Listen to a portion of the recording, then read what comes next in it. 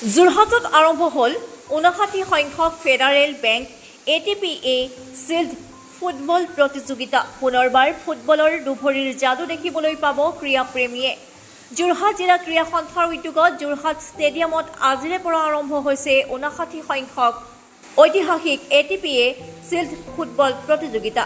শতবৰ্ষ গৰকা যোৰহাট জিলা ক্ৰীড়া সন্থাই 1955 চনতে আৰম্ভ কৰা ATPA চিল্ড ফুটবল টুৰ্ণামেণ্টৰ সুন্দৰ আয়োজন কৰিছে। মুঠ 10টাকৈ দলে অংশগ্ৰহণ কৰিছে এইবাৰৰ টুৰ্ণামেণ্টখনত। ক্ৰীড়াপ্ৰেমী ৰাইজে ভৰি পৰিব যোৰহাট জিলা ক্ৰীড়া সন্থা খেলপথাৰ। আয়োজক সমিতিয়ে জানিবলৈ দিয়া মতে লীগ পৰ্যায়ৰ খেলসমূহ দিনৰ ভাগত অনুষ্ঠিত হোৱাৰ লগতে ছেমিফাইনেল খেলসমূহ নৈশ আলোকৰ পোহৰত অনুষ্ঠিত হ'ব। চূড়ান্ত খেলত বিজয়ী দলটোৱে লাভ কৰিব 1 লাখৰ প্ৰাইজ মানিৰ লগতে ৰানাৰ্ছ আপ দলটোৱে লাভ কৰিব 50,000 টকাৰ prize money. 59 Federal Bank ATPA shield football tournament আজি শুভাৰম্ভ হৈছে। এইবাৰ ATPA চিল্ড ফুটবল টুৰ্ণামেণ্টত 10টা দলে অংশগ্ৰহণ কৰিছে।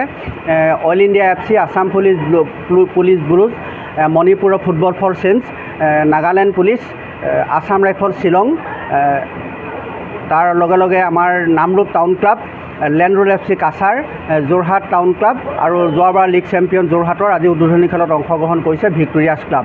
এই 10টা দলৰ ভিতৰত আমি ATPA চিল্ড ফুটবল প্ৰতিযোগিতা আজি উদ্বোধন কৰিছোঁ। আজি শুভ উদ্বোধন কৰিলে অসমৰ বিশিষ্ট ক্ৰীড়া সংগঠক যতীন শইকীয়া ডাঙৰীয়াই। এই উদ্বোধনী অনুষ্ঠানত বিশিষ্ট অতিথি হিচাপে অংশগ্ৰহণ কৰিছে আন্তঃৰাষ্ট্ৰীয় খ্যাতিসম্পন্ন এথলেটিক্স খেলুৱৈ যোৰহাটৰ সুসন্তান অম্লান বুঢ়াগোহাঁই।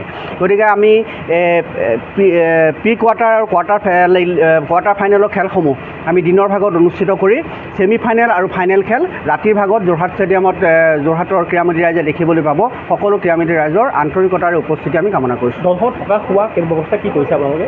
এখন যিহেতু all India invitation football tournament, Jorhat জিলা ক্ৰীড়া সন্থাৰ তৰফৰ পৰা সকলো দলৰ অহা যোৱা থকা খোৱা ব্যৱস্থা কৰা হয়। প্ৰত্যেকখন খেলত মেচপানী দিয়া হয় আৰু চূড়ান্ত খেলত 1 লাখ টকাৰ প্ৰাইজ মানি আৰু ৰানাৰ্ছ আপ দলৰ 50,000 টকাৰ প্ৰাইজ মানি দিয়াৰ ব্যৱস্থা আছে।